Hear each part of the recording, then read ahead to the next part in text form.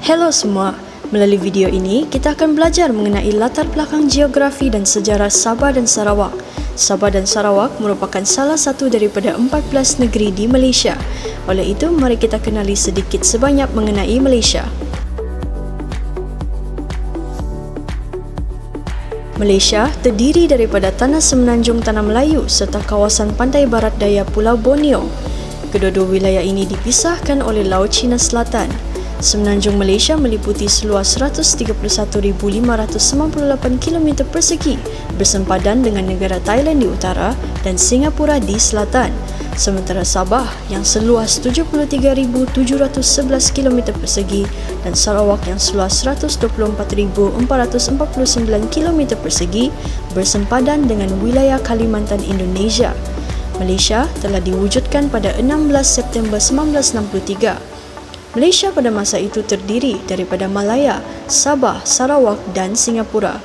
Namun pada 7 Ogos 1965, Singapura telah berpisah daripada Malaysia. Sekarang kita akan belajar mengenai latar belakang geografi dan sejarah Sabah. Sabah ialah sebuah negeri yang kedua terbesar di Malaysia yang terletak di utara Kepulauan Borneo dan pulau ketiga terbesar di dunia. Ia bersempadan dengan negeri Sarawak di sebelah barat daya, sementara Kalimantan Indonesia pula di sebelah selatannya.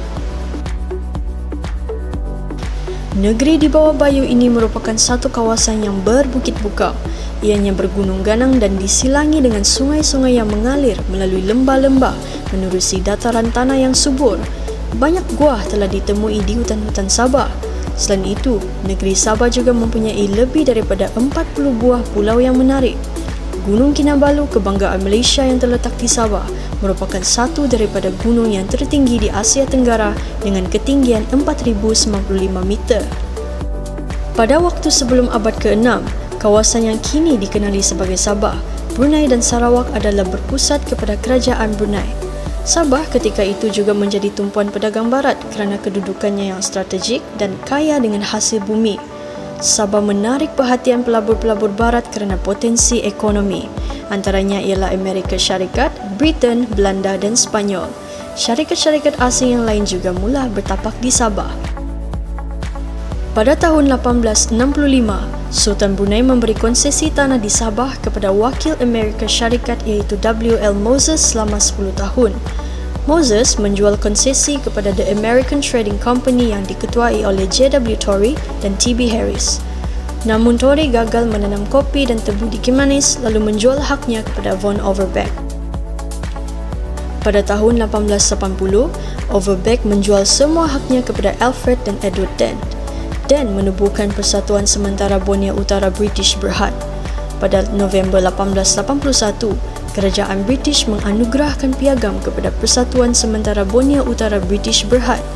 Pada tahun 1882, syarikat tersebut dinamakan sebagai Syarikat Borneo Utara British SBUB. Kemudiannya, SBUB berkuasa mentadbir Sabah. Presiden pertama ialah Sir Rutherford Alcock. Pada tahun 1888, SBUB menandatangani Perjanjian Perlindungan Borneo Utara yang menjadikan Sabah negeri naungan British. British seterusnya bertanggungjawab dalam hal ehwal luar Sabah. Seterusnya kita akan belajar mengenai latar belakang geografi dan sejarah Sarawak pula. Sarawak merupakan negeri terbesar di Malaysia. Penghunian manusia yang paling awal di Sarawak di Gua Nia bermula pada 40,000 tahun. Malah, satu siri seramik Cina bertarikh dari abad ke-8 hingga ke-13 Masihi telah ditemui di tapak arkeologi Santubong. Wilayah pesisir Sarawak berada di bawah pengaruh Empayar Brunei pada abad ke-16. Kerana sumber semula jadinya, Sarawak mengkhususkan dalam ekspor minyak dan gas, kayu dan kelapa sawit, tetapi juga memiliki sektor perkilangan, tenaga dan pelancongan yang kuat. Ia bersifat etnik, budaya dan linguistik. Kumpulan etnik utama Sarawak termasuklah Iban, Melayu, Cina, Melanau, Bidayu dan orang Ulu. Pada peringkat awal, negeri Sarawak berada di bawah pemerintahan Kesultanan Brunei. Kekayaan hasil Sarawak mendorong James Brooke untuk menguasainya.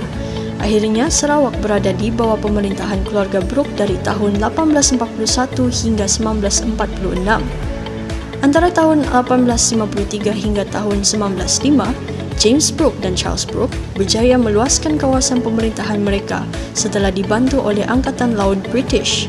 Sehingga tahun 1905, keluarga Brooke berjaya meluaskan wilayahnya hingga ke sempadan Brunei. Pada tahun 1941, Jepun menyerang Sarawak dan menguasainya sepanjang Perang Dunia Kedua. Pada masa kekalahan Jepun pada tahun 1945, Sarawak ditadbir oleh British Borneo Civil Affairs Unit yang dikawal selia oleh tentera Australia. Ia kemudiannya diserahkan kepada kerajaan British pada 1 Julai 1946. Sepanjang pemerintahan British tersebut, Sarawak ditadbir oleh pejabat tanah jajahan di London. Sepanjang itu juga telah wujud pergerakan menentang penyerahan Sarawak yang timbul daripada pelanggaran peruntukan dalam Perlembagaan Sarawak 1941 yang menetapkan bahawa Raja Charles Vyner Brooke akan menjanjikan pemerintahan sendiri kepada Sarawak. Namun demikian, beliau memutuskan untuk menyerahkannya kepada British sebagai jajahan mahkota pada 8 Februari 1946. Pada akhirnya, kedua-dua Sabah dan Sarawak telah menyertai Gagasan Malaysia yang dibentuk pada 16 September 1963. Penyertaan dalam gagasan tersebut telah membentuk Malaysia yang merdeka dan harmonis sehingga hari ini. Kini, Hari Malaysia disambut pada 16 September setiap tahun untuk memperingati penubuhan Persekutuan Malaysia di tarikh yang sama pada tahun 1963. Ia menandakan penggabungan bersama Tanah Melayu, Sabah, Sarawak bagi membentuk Malaysia.